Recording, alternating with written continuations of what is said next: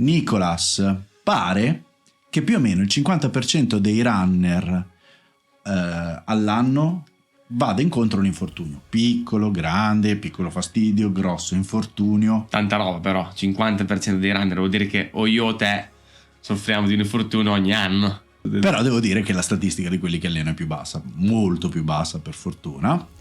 E quindi ci siamo messi io e Nicolas, no? Certo. E abbiamo cercato di capire quali sono i 7 motivi di infortunio più grandi, proprio i 7 motivi per cui ci si fa male. Direi che con questi 7 li prendiamo tutti. Sì, direi che riusciamo a prendere il 99% delle casistiche. Sì, abbiamo escluso volo giù dalle scale, investimento di una macchina, cioè incidenti. Che può comunque capitare. Sì, incidenti, perché quelli non si possono prevenire, insomma. O meglio, si possono prevenire con la lucidità. Ci hai mai pensato che una causa di infortunio possa essere la fretta? È una cosa interessante. Però lo vedo tanto anche tra le persone che seguo. La fretta di ricominciare dopo un infortunio, o la fretta di voler fare troppo velocemente quello che il nostro corpo non è pronto per fare. Perché c'è questa fretta? Perché c'è questa fretta, Nicolas? Allora, ragioniamoci un attimo. Chi inizia a correre vede amici che già fanno, che corrono, che magari dicono, ti fanno intendere che se non hai mai fatto una maratona non sei un runner. Io alleno, noi conosciamo gente che fortissima, che proprio la maratona non l'ha mai fatta, esatto. E non ci pensa proprio a farla, e ci sono atleti professionisti che non la fanno, esatto, per dire che sono runner, e questo è un aspetto. Poi comunque tutto è subito della nostra società, sì, che ci vuole fare arrivare presto all'obiettivo, e invece questo è uno sport di resistenza, e anche l'adattamento ha bisogno di resistenza. Assolutamente, bisogna che i nostri muscoli si adattino a far certi carichi, ma anche articolazioni, tendini, e bisogna capire che quando iniziamo a correre non dobbiamo puntare subito a fare il massimo. Ci vuole un periodo in cui probabilmente non faremo una grossa fatica. Sì, non bisogna sempre spingere come degli animali, certo. Esatto, questo lo vedo anche se vogliamo cambiare un attimo sport. Quando uno va in palestra, inizia ad andare in palestra, no? È chiaro che magari fa la pressa e la prima volta ci metterebbe su 100 kg, però mette su 100 kg e si fa male al ginocchio. Come mai? Perché magari il muscolo spinge anche quei 100 kg, però le articolazioni, i tendini, le cartilagini avrebbero bisogno di partire da 30 kg. Che fatica fai con 30 kg? Nessuna, però serve ad adattarsi. Noi abbiamo 2 velocità, ne ho già parlato. Noi abbiamo un adattamento aerobico centrale che è molto più veloce dell'adattamento articolare, soprattutto nella corsa, ma anche nella bicicletta. Però la bicicletta è già diverso, perché la bicicletta, avendo meno impatti, sì,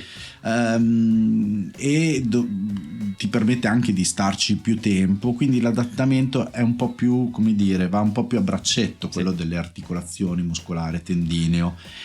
Invece nella corsa ci vuole del tempo, sì, perché non basta ad esempio fare 2-3 lunghi da 30 km per avere un adattamento per una maratona, no? Ma come, io ho fatto i 3 lunghissimi, come mai sono calato o calata?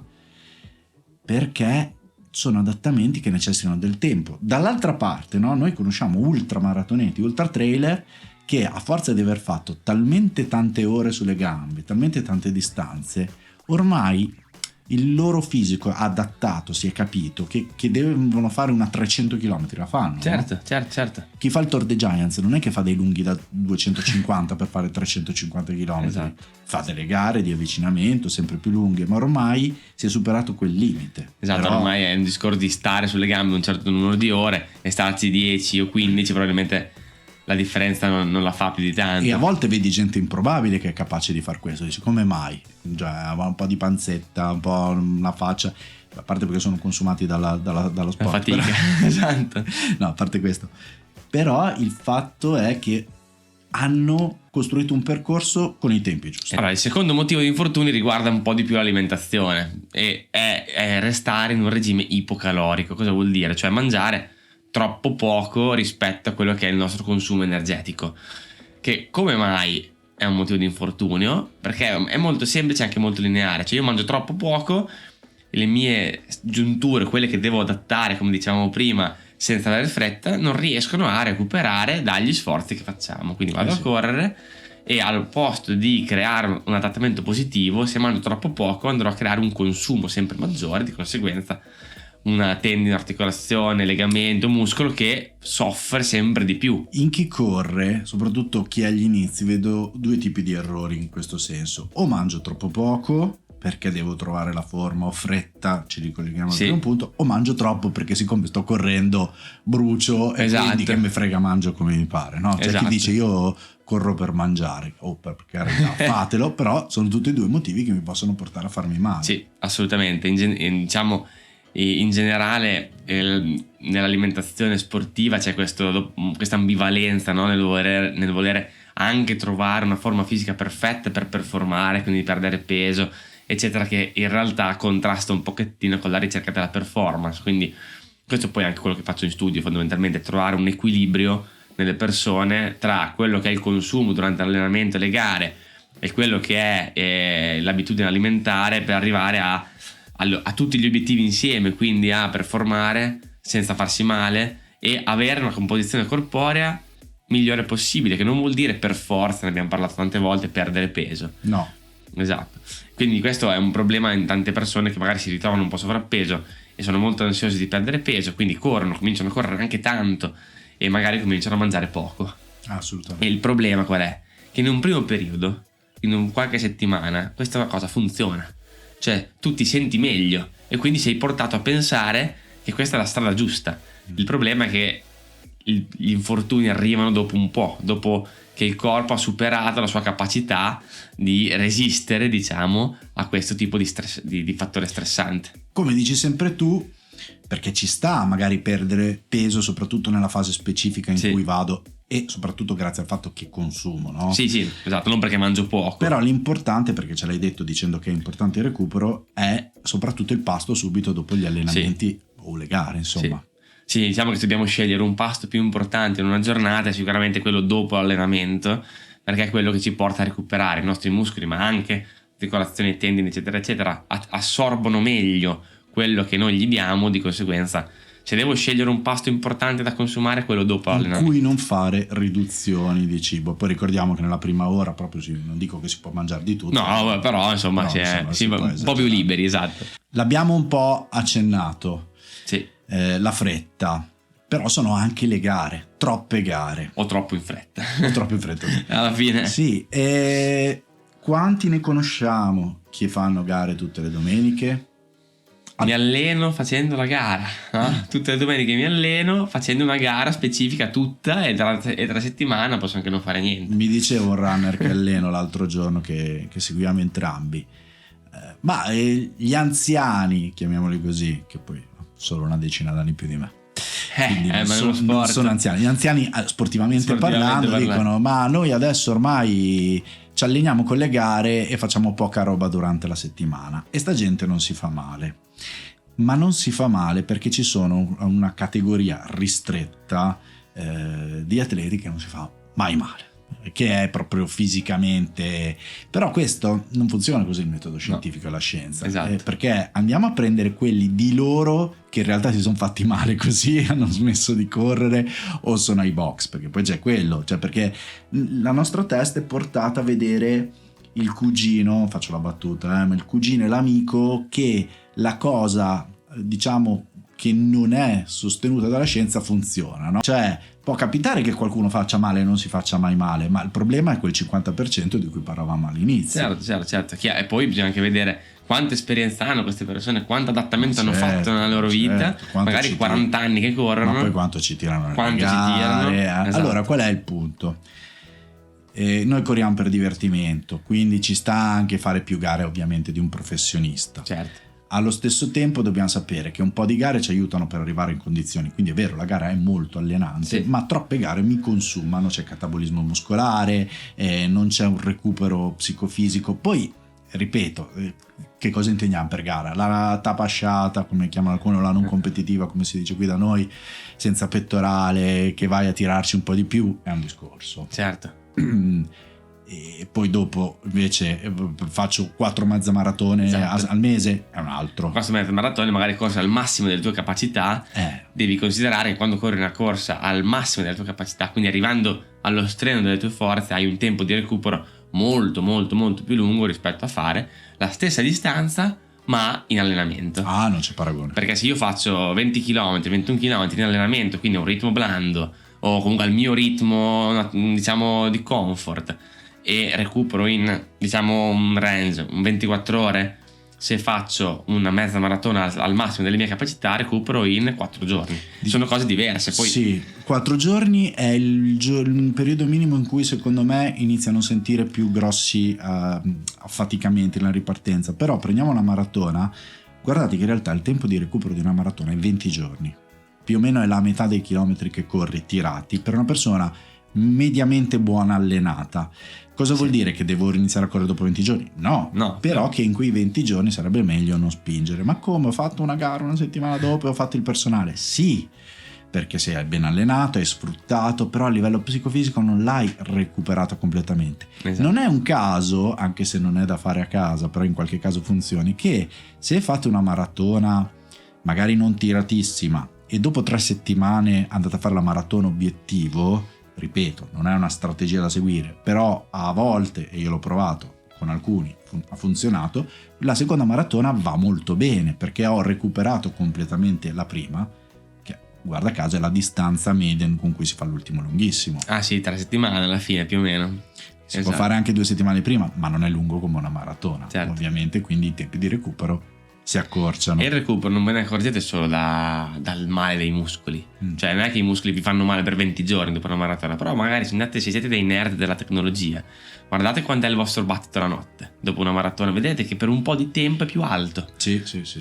Ma questo anche dopo una mezza maratona. Anche l'HRV.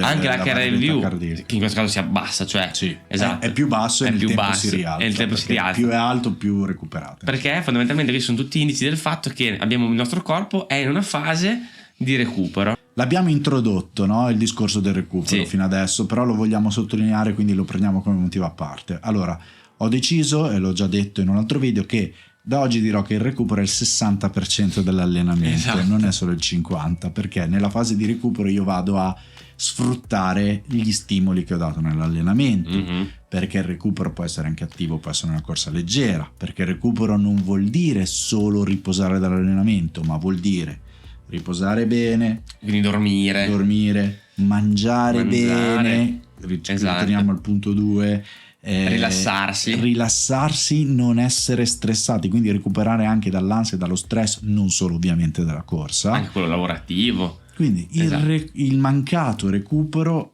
è una causa di infortunio. Quando vi dicono sovraccarico, a me fa uscire di testa, perché vuol dire tutto e niente. Non è che non sia sbagliato, ma sovraccarico che non vuol dire per forza aver fatto più volumi di quello che abbiamo fatto. Se ci fate caso, di volumi ne stiamo parlando poco, ma sono le intensità e il mancato recupero, troppi allenamenti vicini, troppe gare, un riposo del cavolo, mangiare male. Questo è il recupero, non è solo nella tabella R. Esatto. No, il recupero dobbiamo pensarlo come tutte quelle attività che al di là del lavoro, dello sport, ci rilassano e ci fanno dormire e appunto recuperare a livello energetico. Quindi anche quando arriviamo a casa dal lavoro la sera e ci mettiamo per forza a fare nelle ripetute 10x2000 perché c'è in tabella, ma siamo stanchi, sfasciati, è molto probabile che avremo un tempo di recupero più lungo. Se invece ci prendiamo mezza giornata di ferie, ci facciamo il nostro bel lento la mattina rilassante, è molto probabile che il tempo di recupero sia molto più corto.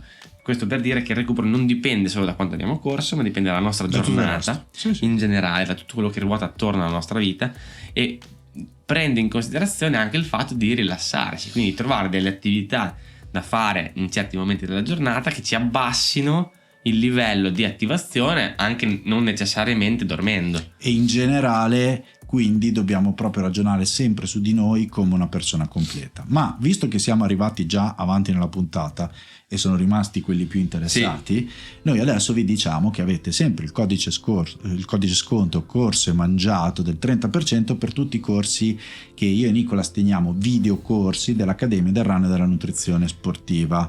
Trovate un corso completo su come ci si allena, le fondamenta. Uno sulla forza, che è il prossimo motivo di cui parleremo. quindi l'allenamento della forza, un corso teorico e pratico, corso sui lunghi lunghissimi, un corso su come allenarsi indoor, e poi a breve, oppure se lo state già vedendo perché dipende quando guardate sta puntata, troverete proprio un corso dedicato con tabelle, un corso pratico alla mezza, come allenarsi per la mezza e come la maratona. Cioè, se non vi volete far seguire da noi direttamente per allenamento e per nutrizione, trovate proprio la tabella della maratona, la tabella della mezza, io che ve le spiego, lui che vi spiega come mangiare nei vari periodi. È un corso completo per chi vuol fare il fai da te e non vuol farsi seguire direttamente. E andiamo al prossimo motivo. Nicolas, l'abbiamo spoilerato, la forza. Esatto. Forza e tecnica, immobilità cioè, la manutenzione biomeccanica del nostro esatto. fisico è un aspetto fondamentale che, ahimè, non viene seguito. Adesso noto dai video che faccio su YouTube, quindi dalla risposta, che c'è un po' più di attenzione rispetto a un po' di anni fa alla tecnica di corsa. Sì. Ma quello che non si riesce a fare, secondo me, non tutto, ovviamente parlo generalmente, poi molti lo fanno, lo step è che per avere una buona tecnica di corsa non basta sapere come deve essere, ma ci vuole un fisico che sia capace di supportarla e sopportarla. Esatto. Cioè, se il movimento dell'anca e quindi tutti i muscoli femorali, eccetera, gli estensori dell'anca non lavorano bene, io posso anche sapere che il mio ginocchio deve andare bello avanti per avere una spinta in avanti, ma se poi il muscolo non porta su, se ho una bassa rigidità muscolare tendinea e una risposta a terra un po' così, è inutile che io lo sappia, quindi va allenata. Esatto. Un'altra cosa è, ovviamente, io posso anche correre bene a livello di tecnica, ma quando i miei muscoli sono stanchi è molto probabile che questa tecnica sarà persa, perché appunto mi stanco a livello addominale, a livello femorale, a livello di lombare, ed è uno dei motivi di infortunio. Questo è uno dei motivi di infortunio. Quello che dicevamo all'inizio, se cedo, se la mia biomeccanica inizia a diventare poco efficiente, non solo consumo più energia, certo, ma proprio vado a gravare su alcune articolazioni invece che su altre, e questo è un problema. Il fatto che io non abbia un gravare equilibrato su tutte le articolazioni, ma soprattutto i muscoli e i tendini non lavorino più come devono lavorare, quindi vi posso far infiammare a un ginocchio, a un'anca, ma gli stessi tendini. Certo. E quindi allenare la forza, tra parentesi, ricerche dimostrano che l'allenamento della forza è idoneo, trovate nel videocorso, quindi non tanto fare pesi. Sento gente seguita su internet, dico internet ma intendo i social, dire non dovete fare bodybuilding, non dovete fare culturismo. Tra parentesi, l'allenatore di Kiptum, recordman della maratona, ha usato la parola bodybuilding per il suo allenamento alla forza. È chiaro che non dovete diventare culturiste, perché noi facciamo forza e non massa. E non massa, esatto. Ma se vi allenate col 30% del carico, fate massa e non forza. Quindi non è vero che non vanno sollevati pesi ampi. In realtà la vera allenamento della forza per l'endurance, corsa, ciclismo, triathlon, eccetera, sci di fondo, è sollevare carichi massimali per poche ripetizioni e grossi recuperi. E sottolineiamo che a volte una fase dell'allenamento della massa, che anche se non è funzionale alla corsa, è funzionale a poter sopportare i carichi massimali, è chiaro, che ti portano magari a fare forza, perché non per è una che fase. Se non ho mai allenato la forza, non è che posso iniziare tirando su 120 kg. E come dicevamo prima, pressa 100 kg, ma certo. Okay.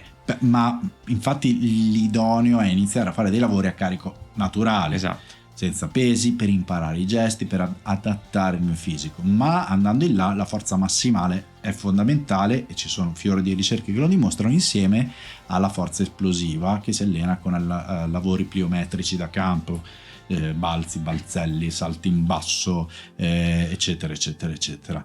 Cose che non si può, queste addirittura più della forza massimale, non è che si possono iniziare a fare il giorno dopo, e se avete 50 anni e non l'avete mai fatto, probabilmente forse non dovreste neanche mai farlo. Può arrivarci.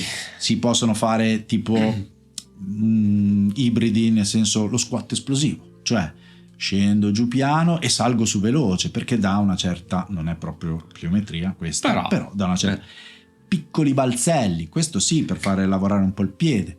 Però questo ve lo trovate nel corso della forza, e poi faremo una nuova puntata sulla forza anche in questa stagione di corse mangiato. Ma allenamento della forza, del core, della tecnica, curare la flessibilità, la mobilità è fondamentale per non farsi male. Quindi mangiare poco va male, no? In questo caso, ma anche bere poco, cioè la disidratazione. ecco, io questa cosa che bere poco poteva farmi infortunare non lo avevo considerato. E invece è una delle cose... Un po' come il triangolo. Esatto. È una delle cose più comuni, Sì. in realtà, perché è uno degli errori che siamo portati a fare molto quando corriamo, perché non ci portiamo dietro da bere, perché le fontane sono E pensavo chiuse. facesse scalare, lo sapevo benissimo, calare le prestazioni. Sì. Guarda, mi è capitato nelle domeniche di ottobre, no? Mi ricordo come se fosse ieri, stiamo registrando a ottobre, diciamo.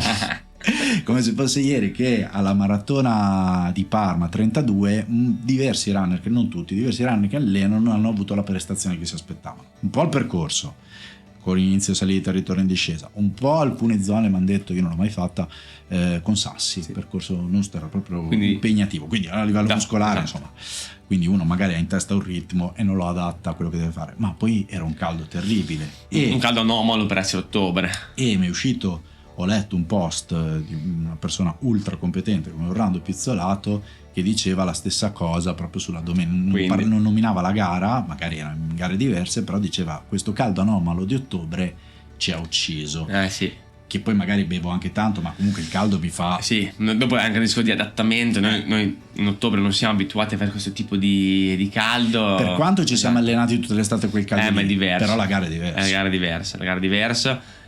L'estate abbiamo un adattamento al caldo perché è sempre caldo. Adesso abbiamo delle giornate più fresche, la mattina è più fresco, la sera è più fresco, la giornata della gara la fai in un orario magari particolarmente caldo, quindi bere tanto e bene è fondamentale, ma per un motivo semplice in realtà. Il nostro corpo lavora con muscoli, articolazioni e tendini che sono fondamentalmente immersi nell'acqua, cioè siamo fatti dal 65-70% d'acqua. Se quest'acqua cala, tutte le cose che lavorano per la contrazione muscolare e il movimento delle varie nostre strutture lavora peggio, le cose si avvicinano, le vertebre si avvicinano, i tendini riducono il loro trofismo, per cui è più probabile che ci siano degli sfregamenti non necessari. Motore senza olio. Grippa. Esatto. Cioè, se non è bello lubrificato, che lavora bene, e noi ne abbiamo bisogno molto di più di olio di quello che ne ha bisogno il motore. Senza considerare che poi l'acqua è fondamentale per la contrazione del muscolo, e quindi senza acqua poi magari vado incontro anche ai crampi e cose di questo genere qua. Poi aumenta la temperatura corporale ancora di più, quindi il sangue va a lavorare ancora di più verso l'epidermide per raffreddare, aumenta il battito cardiaco, quindi la mia stanchezza aumenterà tantissimo, per cui perdo di nuovo la tecnica perché sono stanco molto prima. Fondamentalmente l'acqua è fondamentale. Quanta acqua dipende dalla temperatura esterna, ma anche quanti sali minerali dipendono dalla temperatura esterna. C'è gente che perde diversi litri d'acqua all'ora. Esatto. L'estate, anche io ho provato quest'estate, ho considerato di aver perso circa 1,5 litri di acqua in un'ora, correndo in un orario diciamo con 35 gradi. Sfido chiunque a dire che può portarsi dietro 1,5 litri d'acqua ogni ora facendo un lungo. E in gara non lo bevi. E in gara, se bevi un bicchiere a ristoro, arriverai a mezzo litro all'ora, a dir tanto. Non lo bevi. E quindi è logico che se fuori ci sono 6 gradi, perché stiamo facendo una maratona a dicembre, sta mezzo piovendo, va bene tutto, sudiamo poco, eccetera. Ma se ci sono 30 gradi, 35 gradi, ci vuole tantissima acqua, ma non solo acqua, che noi abbiamo anche i sali minerali, sudiamo anche quelli, e qui ce ne accorgiamo tramite gli aloni bianchi nelle magliette. Certo. E quindi dovremo integrare anche i sali minerali. E questo un po' nella giornata, non solo durante l'allenamento. Quindi, bere per non farsi male. Le intensità di corsa, mamma mia quante volte lo dico, però è fondamentale, e qui è legato anche il discorso del sovraccarico, l'abbiamo già accennato durante questa puntata qua. Se c'ho sempre acceleratore spinto, ma non solo se faccio troppe gare, quindi un di cui, ma in generale la corsa lenta, no, io non so fare a correre lento, quindi corro le gambe, mi hanno detto di andare così, io ho ascoltato le gambe, vabbè, io ci provo. No, sento niente. No, corriamo troppo veloci lenti, perché correre piano è difficile, troppo piano non va bene perché biomeccanicamente ci penalizza, e poi dopo nascono altri problemi. Però proprio no, se non corro forte non mi alleno bene, no? Abbiamo visto troppe volte Rocky. Esatto. Vogliamo fare sempre fatica. Ma Rocky faceva bene, perché Rocky faceva uno sport esplosivo, esatto. Non è che deve avere la resistenza di base il pugile. Non sono esperto del modello prestazionale della box, devo dire la verità, però deve avere elasticità, scatti e Esatto. robe, insomma la corsa continua è una cosa un po' diversa. La corsa lenta fa migliorare tutte le altre prestazioni. Se voi domani iniziate per 3 mesi a fare solo dei lenti, dei lunghi lenti, dei gran lenti, magari ogni tanto un pochino più intensi, ma dei gran lenti, a fine e allenate la forza e tutto il resto, alla fine andate a fare dei test, sono migliorate tutte le componenti, anche il massimo consumo di ossigeno. Poi è chiaro che se ci abbinate un 20-30% di media alta intensità, migliorate ancora di più. Però... ma funziona così, ve lo posso garantire.